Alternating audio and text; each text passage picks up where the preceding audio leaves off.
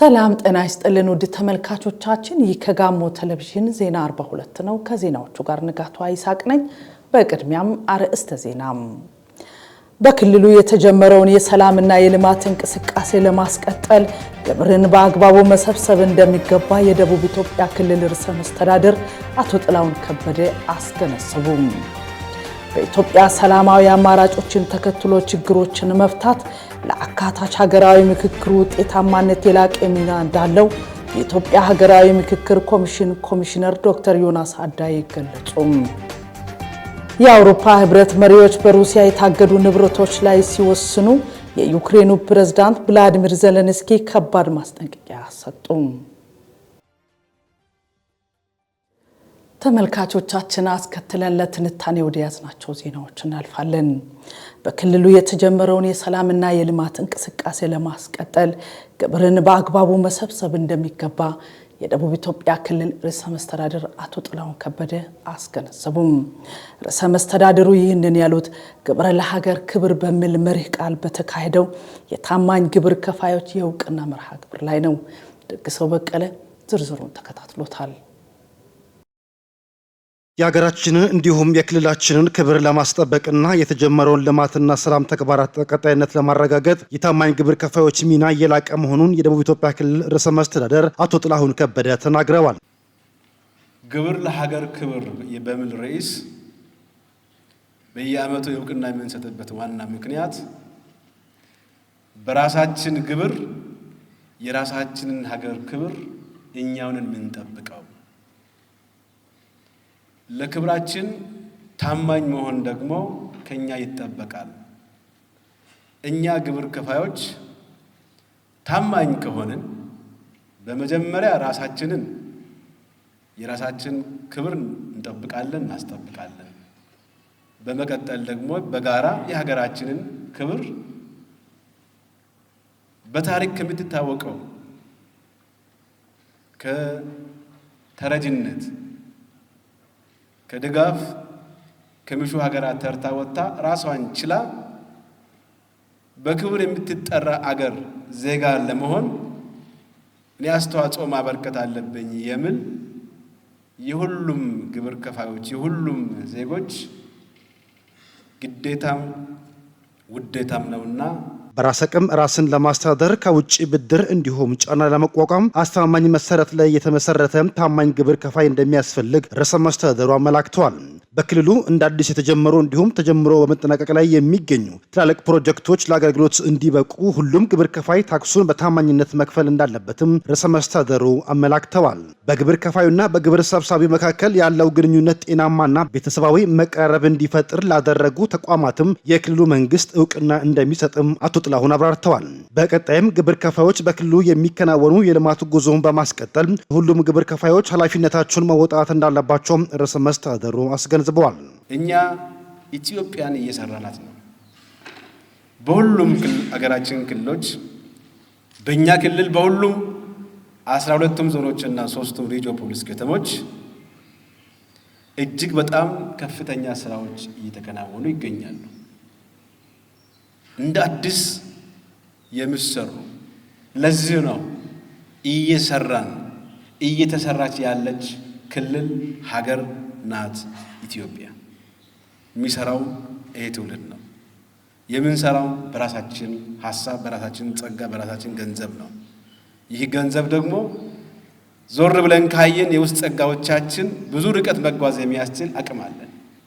ከምንም በላይ በታማኝነት በቅንነት የነን ሀገር እኔ ነኝ የሚቀይረው የሚል ዜጋ በደንብ ከፈጠር በእጅጉ ለውጥ ማምጣት እንችላለን። ግብር ለክልሉ ሁለንተናዊ እድገት መሳለት ቁልፍ ድርሻ ስለሚወጣ ግብር ሰብሳቢ መስሪያ ቤት ይህንን በመረዳት ኢኮኖሚው ከሚያመነጨው ሀብት ተገቢውን ግብር ለመሰብሰብ የተጣለባቸውን ህዝባዊና መንግስታዊ ኃላፊነት በተገቢ መልኩ መወጣት እንዳለባቸው መልእክት አስተላልፈዋል። ርዕሰ መስተዳድር አቶ ጥላሁን ከበደ የመንግስት መዋቅር ማነቆን በመፍታት በዘመናዊ መንገድ ደረሰኝ የሚቆርጡ ግብር ከፋዮች፣ በዘመናዊ መንገድ የራሳቸውን ሂሳብ ሪፖርት የሚያደርጉ ግብር ከፋዮች፣ በታማኝነት የሚታወቁ ግብር ከፋዮች በሁሉም መዋቅር እንዲኖሩ በማድረግ ችግር ፈቺ ብቃት ያለው አመራር የምንሰጥ መሆን አለብን። ይህን ትልቅ ኃላፊነት መውሰድ ተገቢ ነው።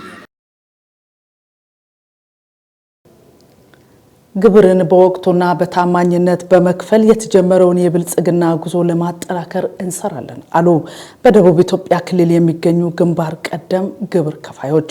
ለክልሉ ታማኝ ግብር ከፋዮች እውቅና ተሰጥቷል። ደግሰው በቀለ ዝርዝር አለው።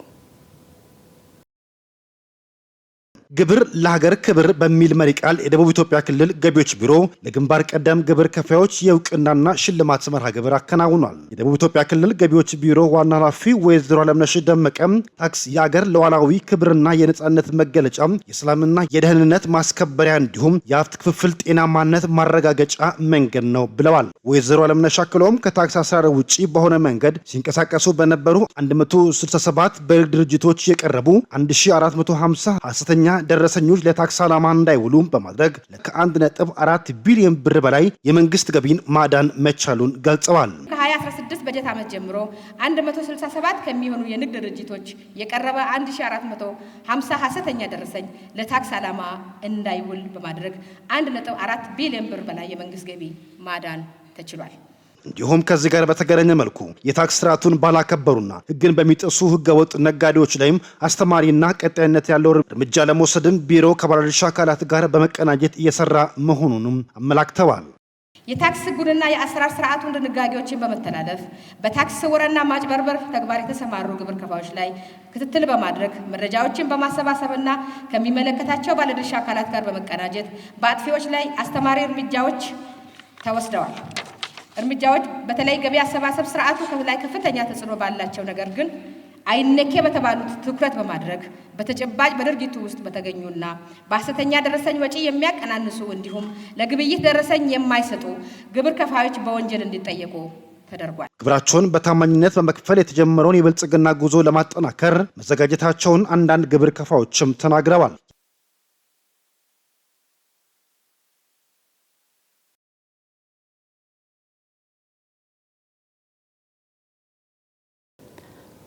ከተረጂነት ወደ ምርታማነት ለሚደረገው ሽግግር በዶሮና ንብ ልማት ላይ የሚከናወኑ ስራዎች ይበልጥ መጠናከር እንደሚገባቸው ተጠቆመም። በደቡብ ኢትዮጵያ ክልል ለዘርፉ ባለሙያዎች ተግባር ተኮር ስልጠና ተሰጥቷል። የተመስገን ደበበን ዘገባ ስሳይ ማሙ ያቀርበዋል። የደቡብ ኢትዮጵያ ክልል እንስሳትና አሳ ሀብት ልማት ዘርፍ ኃላፊ ዶክተር አባይነህ ከዳም ከሌማት ትሩፋት ኢኒሼቲቮች ዶሮና ንብ ማነብ ዋነኞቹ መሆናቸውን ጠቅሰዋል። በዘርፎቹ የተሻለ ምርት ለማግኘት በቴክኖሎጂ የታገዘ ዘመናዊ እርባታን መከተል አስፈላጊ መሆኑን ነው ያስገነዘቡት። ቀፎ ስለተሰቀለ ብቻ ማር፣ ዶሮ ስለተገዛ ብቻ እንቁላል አይሆንም። ቢሆንም እንኳን የተሻለ ምርት ለማግኘት የተለያዩ ስልጠናዎች ያስፈልጋሉ ነው ያሉት። የሌማት ትሩፋት ኢኒሼቲቭ ማሳካት የምንችለው በርከት ያሉ ስራዎችን በመስራት ነው። ከዛ ውስጥ የንብ እርባታ በምን መልክ ነው የሚለው እንግዲህ ብናውቃለን። በተለምዶ ንብን ለማጥመድ ሰው ቀፎ ይሰቅላል። ይሄ ደግሞ በዚህ ዘመን አይሆንም። የሌማት ትሩፋት ማሳካት ካለብን ሰው በቂ እንግዲህ ትልቁ የሌማት ትሩፋት ግቡ ሰው በቂ ምግብ እንዲያገኝ ነው። ከዛም ባለፈ ስርዓተ ምግቡ የተጠበቀ ስርዓተ ምግብ ብለን ስንል ሰው መርጦ እንዲበላ ማለት ነው። መርጦ የበላ ስርዓተ ምግቡ የተጠበቀለት ሰው ጤነኛ ይሆናል። ጤናማ አመጋገብ እንዲኖር ደግሞ በቂ አቅርቦት መኖር አለበት። ይህን ሁሉ ካልሰራን ዶሮ ስላመጣን ብቻ እንቁላል አናገኝም፣ ቀፎ ስላስቀመጥን ብቻ ማር አናገኝም። ስለዚህ በዚህ ላይ አጠናክረን እንሄዳለን። እንግዲህ ሌማት ትሩፋት ይታወቃል። በወተቱም ይሰራል፣ በስጋውም በአሳም ከነዚህ ከሁለቱ ከዶሮና ከንብ ውጪ በአምስቱ ስለሚሰራ እነዚህ ሁሉም ላይ በተራ እየሰጠን ነው። አርሶ አደሩን በቅርበት ለመደገፍ ባለሙያዎችን ማሰልጠን አስፈላጊ መሆኑንም ጠቅሰዋል። የንብ አያያዝና ማሸጋገርን እንዲሁም የዶሮ አያያዝና መኖ አዘገጃጀትን በተግባር አሰልጥነናል ብለዋል። የዛሬው ስልጠና ትልቁ ርዕስ አድርገን የመጣ ነው ማባዛትና ማዛወር፣ ከባህላዊ ወደ ሽግግር፣ ከባህላዊ ወደ ዘመናዊ፣ ከባህላዊ ወደ ጨፈቃ ቀፎ ማዛወር ስለሆነ ከሁሉም ወረዳዎች የመጡ ከዞንም የመጡ ባለሙያዎች ማዛወርን ለማሰልጠን ነው። ከዛም ባለፈ በማካፈል ወይም በስፕሊቲንግ እንዴት መንጋን ማባዛት እንደምንችል ማሳየት ነውና እሱን ስልጠና እያሰለጠን ነው። ከዛም ባለፈ በዶሮ እርባታ እንግዲህ ስልጠና እየተሰጠ ነው። በተለይ ከፕሮዳክቲቪቲ አንጻር በልዩነት እየተሰራ ስለሆነ በዶሮ እርባታው መኖ ማቀነባበሮችም እየተተከሉ ስለሆነ መኖም ትልቁ እንግዲህ የመኖ ከመኖ ጋር የተያያዘ ነው። የዶሮ እርባታ በተለይ ዶሮና ወተት ያለ ምጥን መኖ ውጤት ስለሌለ ከሱም ጋር አያይዘን እየሰራ ነው ያለ ነው። እዚህ ስልጠናም ላይ ትልቁ ፓርት የሚይዘው ስለ አመጋገብ ነው። የክልሉ ግብርና ቢሮ የእንስሳት ዘርፍ ዝርያ ማሻሻያ ዳይሬክተር አቶ ካሳሁን ሀብተ ጊዮርጊስ ንብ ማነብና ዶሮ እርባታ አነስተኛ ስራ የሚመስሉ ነገር ግን ተግባራቸው ከተረጅነት ወደ ምርታማነት ለሚደረገው ሽግግር ትልቅ አስተዋጽኦ ያላቸው መሆኑን አስገንዝበዋል። ዶሮና ንብ ማርባት ከጥንት ጀምሮ ህብረተሰቡ ለምዶት እየሰራው ያለ ስራ ቢሆንም መንግስት ዘርፉን በቴክኖሎጂ በመደገፍ የበለጠ ውጤታማ ለማድረግ በትኩረት እየሰራ እንደሚገኝ ገልጸዋል። ለዚህም የባለሙያዎች ድርሻ የጎላ እንደሆነ ጠቅሰውም ስልጠናውም ግንዛቤ ለመጨመር የተዘጋጀ እንደሆነ ነው የተናገሩት።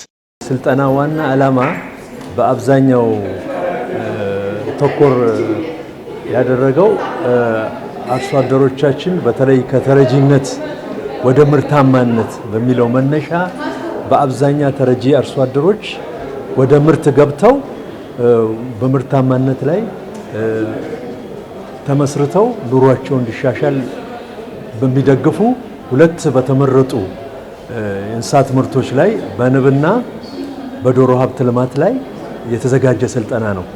ምክንያቱም እነዚህ ሁለት ምርቶች በአጭር ጊዜ አርሶ አደሩ ወደ ውጤት ሊገባባቸው የሚችሉ መሆናቸው ታይቶ እና ተመርጦ በዚህ የተዘጋጀ ስልጠና መሆኑን ለማሳወቅ ነው።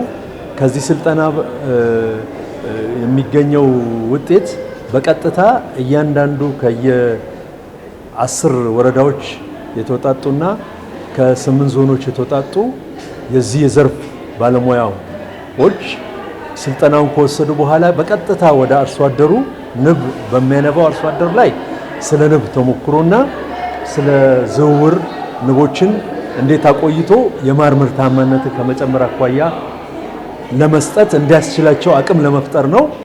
አንዳንድ ሰልጣኞች በሰጡት አስተያየት ስልጠናው ዘርፎቹን ለማሳደግ ተጨማሪ ግንዛቤ ፈጠረ መሆኑን ጠቅሰዋል።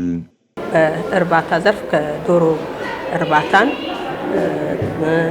ንብ ማነብ ስራዎችን የተግባር ንብ ማነብ በተግባር ማታ እስከ ምሽቱ 3 ሰዓት ድረስ ሄደው ያዩበት አለ። ዶሮ እርባታም አሁን እየሰለጠን ያለንበትና የዶሮ መኖ አዘጋጃጀትን በተመለከተ ስልጠናዎችን እየተሰጠ ያለውና ጥሩ ነው። እኛም ይህንን አውቀን ለእርባታው ዘርፍ ድጋፍ እንድናደርግ ያደርጋል ነገር አለ። ይሄ ስልጠና በቲዮሪ የሰርነውን በተግባር አይተን ንብ ነዳፊ ናት፣ ትነድፋለች። ያንን ደግሞ ተነድፈን አይተን የማትጎዳና ደግሞ ምርታማ እንደምታደርገን አምነን የወጣንበት ስልጠና ነውና ብቁ ያደረገበት ስልጠና ነው። ዘገባው የባልደረባችን የተመስገን ደበበ ነው። በክልሉ ጤናማ የንግድ ስርዓት እንዲሰፍን እየሰራ መሆኑን የደቡብ ኢትዮጵያ ክልል ንግድና ኢንዱስትሪ ልማት ቢሮ አስታወቀም። ቢሮ ያለፉት 4 ወራት እቅድ አፈጻጸም ገምግሟል። ዘገባው የከበደ ካሳዬ ነው። ተከታትለን እንመለስ። የደቡብ ኢትዮጵያ ክልል ንግድና ኢንዱስትሪ ልማት ቢሮ ኃላፊ ወይዘሮ ሰናይት ሰለሞን በወቅቱ እንዳሉት ቢሮው በአዲስ መልክ ተደራጅቶ ወደ ስራ ከገባ በኋላ በሁሉም ዘርፍ አዳጊ ውጤት አስመዝግበዋል። የንግድ ምዘናና እድሳት ስራ ዲጂታል ለማድረግ በተሰራው ስራ አፈጻጸም 86 በመቶ መድረሱን አመልክተዋል። የንግድ ግብይት ስርዓት ከማስከበር አንጻር የተሻለ ሆኖ መመዝገቡን ለአብነት አንስተዋል። ህገወጥ የንግድ እንቅስቃሴ እንዲሁም አላስፈላጊ የዋጋ ጭማሪ በሚያደርጉ ነጋዴዎችና ድርጅቶች ላይ ህጋዊ እርምጃ መወሰዱን ኃላፊዋ ጠቁመዋል። ንግድ ህግን በማስከበር ረገድ የኛ ተቋም ሊሰራ የሚገባውን ስራ በጥንቃቄ ማየትና መምራት እንደሚጠይቅ የመምሪያ ኃላፊዎችም በዛ ደረጃ ብትይዙ ጥሩ ነው ብዬ ነው የማስበው። በሰንበት ገበያ የተለያዩ ምርቶችን ለህብረተሰቡ በማቅረብ የዋጋ ንረትን በመቆጣጠር ረገድ በርካታ ተግባራት መከናወናቸውን ገልጸዋል። አምራች ኢንዱስትሪዎችን በማበረታታት ምርት ለማምረት በተሰራው ስራ አበረታች ውጤት እየተመዘገበ እንደሚገኝ ወይዘሮ ሰናይት ጠቁመዋል። የክልሉ ምክትል ርዕሰ መስተዳድርና የስራና ክህሎት ቢሮ ኃላፊ ዶክተር አበባየሁ ታደሴ ኢንዱስትሪ ምርታማነትን ለማሳደግ በዘርፉ የሚስተዋሉ ማነቆዎችን መፍታት እንደሚገባ አስገንዝበዋል። ይህ ዓመት አንድን ዓመት እንደ 6-5 ዓመት የምንሰራው ስራ ከመሆኑ ጋር ተያይዞ በእያንዳንዱ አካባቢ ላይ ያሉ ማነቆዎችን እየፈታን የህዝባችንን እርካታ የምናረጋግጥበት እንዲሁም ደግሞ ኢኮኖሚያችን ይበልጥ የምናሳድግበት ጊዜ ይሆናል። ኢኮኖሚ ለማሳደግ ደግሞ ከኢንዱስትሪ የተሻለ ምቹና በፈጣን ማስፈንጠር የሚችል የኢኮኖሚ ሴክተር ስለሌለ በትኩረት መስራት አለብን። የንግድ ዘርፉን በማዘመን የምርት አቅርቦትን በማሻሻልና ገበያውን በማረጋጋት በክልሉ ጤናማ የንግድ ስርዓት እንዲሰፍን ለማድረግ የዘርፉ ያለው አመራርና ባለድርሻ አካላት በቁርጠኝነት መስራት እንዳለባቸው ዶክተር አበባየሁ አሳስበዋል። ከነዳጅ ግብይት ጋር ተያይዞ በክልሉ የሚስተዋሉ ክፍተቶችን በማረም ህጋዊ በሆነ መንገድ መመራት እንዳለበት አመላክተዋል። የነዳጅ ግብይት በየአካባቢው የመልካም አስተዳደር ችግር እየሆነ ነው ያለው። ይሄ የመልካም አስተዳደር ችግር እየሆነ ያለውን የነዳጅ ግብይትን በህግና በአሰራር መምራት ይጠይቃል። በየአካባቢው የተለያዩ በህገወጥ መልኩ ነዳጅ የሚቸረችሩ ነዳጅ ሆርድ አድርገው ነዳጅ ዋጋ ይጨምራል በሚል የሚይዙ በወቅቱ የነዳጅ ወርደት ባለመስጠት እና ነዳጅን ወደ የማደያዎቻቸው እንዲመጣ የማድረግ ችግር በመፍጠር በየአካባቢው የመልካም አስተዳደር ችግር የፈጥሩ ነጋዴዎች አሉ። እነዚህን ማረም ያስፈልጋል። ከዚህ አንፃር የንግዱ ሴክተር ላይ ያላችሁ አመራሮችና ባለሙያዎች ያለባችሁ ኃላፊነት ከፍ ያለ ነው። ተቆራርጦ መታገል፣ ተቆራርጦ ይህንን ስራ መምራት ይጠይቃል። የምንሰራው ጥቅሙን በእኛ ህግና ስርዓት ማስከበር የተነሳ ሚሊዮኖችን ሊያጣ የሚችልና ሊያገኝ በሚችል ግለሰቦች መካከል ነው። ከዚህ ጋር ታይቶ የተወሰነ ጥቅም አገኝበታለሁ፣ ሼር አደርጋለሁ ብሎ የመንግስትን የህዝብን አደራ የሚበሉ ፈጻሞች፣ አመራሮች በየአካባቢው ሊኖሩ የሚችሉበት እድል ሰፊ ነው። ስለዚህ የፊት አመራሩ ይህንን ታግሎ ማረም አለበት። ሁሉም ደግሞ ከዚህ በላይ ለህሊናው ተገዥ ሆኖ ህግና ስርዓት የጠበቀ የንግድ ስራ ሲኖር አገራችን፣ ክልላችን፣ ዞናችን፣ ከተማችን፣ ወረዳችን ይበለጽጋል። በመድረኩ ማጠቃለያ የተሻለ አፈጻጸም ላስመዘገቡ የዞን መዋቅሮችና ሬዲዮ ፖሊስ ከተማ አስተዳደሮች የማበረታቻና የእውቅና ሽልማት ተበርክቷል። በዚህም የጋሞ ዞን የላቀ አፈጻጸም በማስመዝገብ አንደኛ ሆኖ አጠናቋል።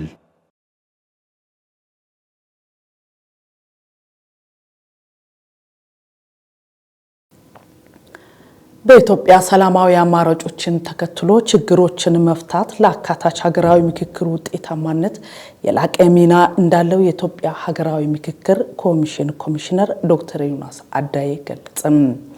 የኢትዮጵያ ዜና አገልግሎት ዘገባን መስፍን ባንጃ ተከታትሎታል።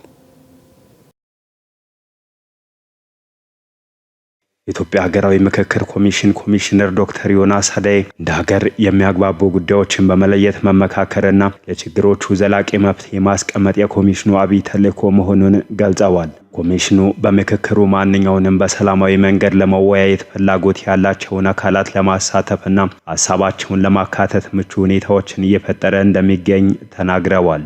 ወደ ሰላም መመለስ ለኛ አንድ አዎንታዊ እርምጃ ነው። ትክክለኛ አቅጣጫም ነው። የምንሰራለትም በየጊዜው ጥረት ስናደርግ የነበረው ጥረታችን ነበረ። በተለይ የአማራ ክልል መንግስት፣ የኦሮሚያ ክልል መንግስት እንደዚሁም ደግሞ ፌደራል መንግስት አንድ ላይ ሆነው ያደረጉት ከዚያ ከሁሉ በላይ ደግሞ ታጣቂዎች ራሳቸው ሰላምን መርጦ መምጣታቸው የእነሱንም ታላቅነትና ከስህተትም ለመማር ዝግጁነታቸውን ስለሚያሳይ ለኛ እጅግ በጣም ጠቃሚ እርምጃ ነው ብለን የምንወስደው። ስንጀምር ሁለት ፓርቲዎች ነበሩ ሊሰሩ ፈቃደኛ ሆኖ የጀመሩት። ሌሎች ሁሉ በጥርጣሬ አይን ሲያዩ ነበረ። በኋላ በአሁኑ ሰዓት ከ55 ፓርቲዎች በላይ ከኛ ጋር አብሮ እየሰሩ ይገኛሉ።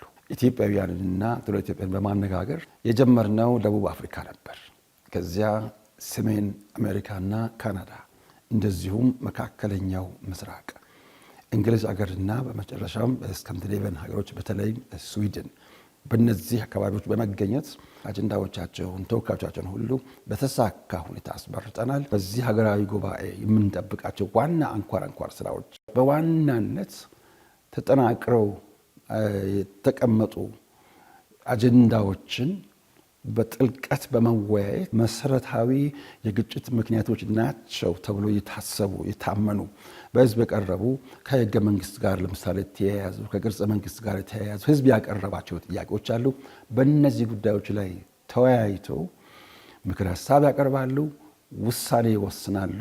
በዚህ ሀገራዊ ጉባኤ የምንጠብቃቸው ዋና አንኳር ስራዎች እነዚህ ነው። በዚህም ባለፉት ዓመታት ከመንግስት ከሃይማኖት አባቶች ከሀገር ሽማግሌዎችና ከአጋር አካላት ጋር በመሆን ባከናወናቸው ተግባራት በርካታ ውጤቶች መመዝገባቸውን አንስተዋል። የቀድሞ ታጣቂዎችን ወደ ሰላማዊ አማራጭ መመለስ በሀገሪቱ ዘላቂ ሰላምና ልማትን ለማረጋገጥ ለሚደረገው ጥረት መሰረት መሆኑን ጠቅሰዋል። የቀድሞ ታጣቂዎች የሰላም አማራጭን መምረጣቸው ለምክክር ሂደቱ ትልቅ አዎንታዊ እርምጃ እንደሚሆን ተናግረዋል።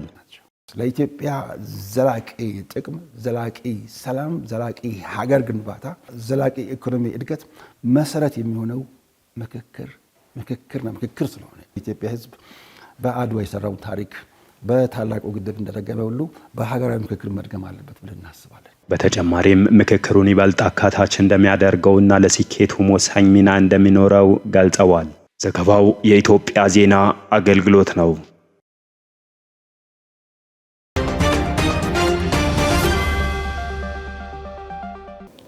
የአውሮፓ ህብረት መሪዎች በሩሲያ የታገዱ ንብረቶች ላይ ሲወስኑ የዩክሬኑ ፕሬዝዳንት ቭላዲሚር ዜሌንስኪ ከባድ ማስጠንቀቂያ ሰጡም።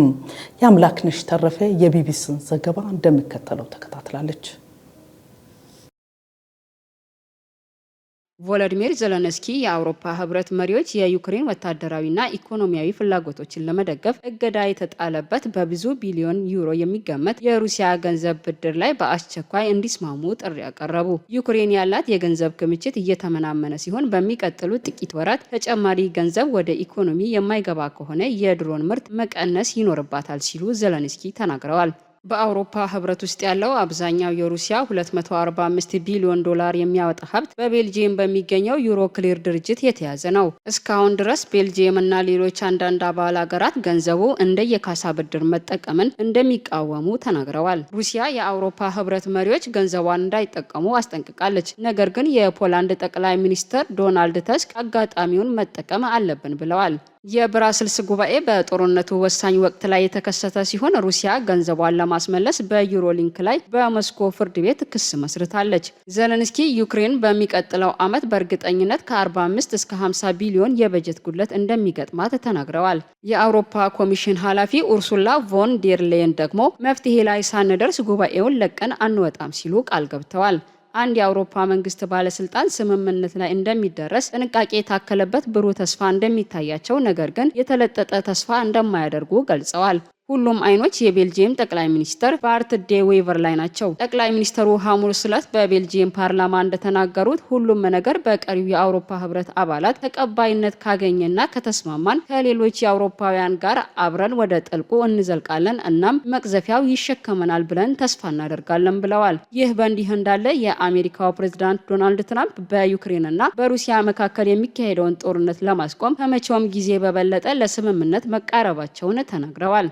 የአሜሪካና የሩሲያ ባለስልጣናት ቅዳሜና እሁድ በሚያሚ የሰላም እርቅ ላይ ተጨማሪ ውይይት ለማድረግ እንደሚገናኙ የዋይት ሀውስ ባለስልጣን ኤኤፍፒ የዜና ወኪል ተናግረዋል። የክሬምሊን ልዑክ ክሪል ዲሜትሪ ከትራምፕ ልዑካን ስቲቭ ዊትኮፍ እና ጃሬድ ኩሽነር ጋር በሚያሚ እንደሚነጋገሩ ይጠበቃል። የዩክሬን ባለስልጣናትም ወደ አሜሪካ እያመሩ ነው። ብራስልስ የሚገኙት ፕሬዝዳንት ዜሌንስኪ ኪየቭ ጦርነቱ ከቀጠለ ጦሯን ለመደገፍ ወይም ሙሉ በሙሉ ለመልሶ ግንባታ ለማዋል ገንዘቡ እንደሚያስፈልጋቸው ተናግረዋል። የሞራል ጉዳይ ነው፣ ፍትሃዊ ነው እና በብዙ ባለሙያዎች የተረጋገጠ ነው። ሩሲያ ለአዲሱ የሰላም ሀሳብ እስካሁን ምላሽ አልሰጠችም። ነገር ግን ክሬምሊን ዩክሬን በአሜሪካ የሚደገፍ የአውሮፓ ህብረት ጦር ለማቋቋም የምታደርገው እቅድ ተቀባይነት እንደሌለው አጽንኦት ሰጥታ ተናግራለች። በቤልጂየሙ ዩሮክሊር ባንክ የሚገኘው 185 ቢሊዮን ዶላር የሚያወጣ የሩሲያ ሀብት ላይ ዘላቂ እገዳ ተጥሏል። የአውሮፓ ህብረት መሪዎች ይህንን ሀብት ለዩክሬን ለማበደር ውይይት እያደረጉ ነው። የአውሮፓ ህብረት እገዳ የጣለበትን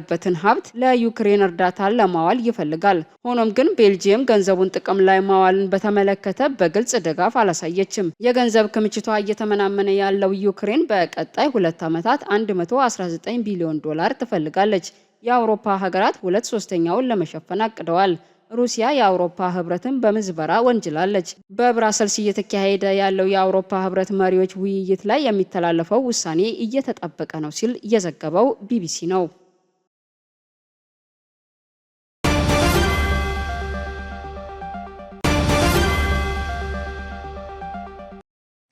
ተመልካቾቻችን ከጋሞ ቴሌቪዥን ዜና 42 ነው። የዕለቱን ዜናዎች ከማጠቃለላችን አስቀድመን አርዕስተ ዜናዎችን በድጋሚ በክልሉ የተጀመረውን የሰላምና የልማት እንቅስቃሴ ለማስቀጠል ግብርን በአግባቡ መሰብሰብ እንደሚገባ የደቡብ ኢትዮጵያ ክልል ርዕሰ መስተዳድር አቶ ጥላሁን ከበደ አስገነዘቡ።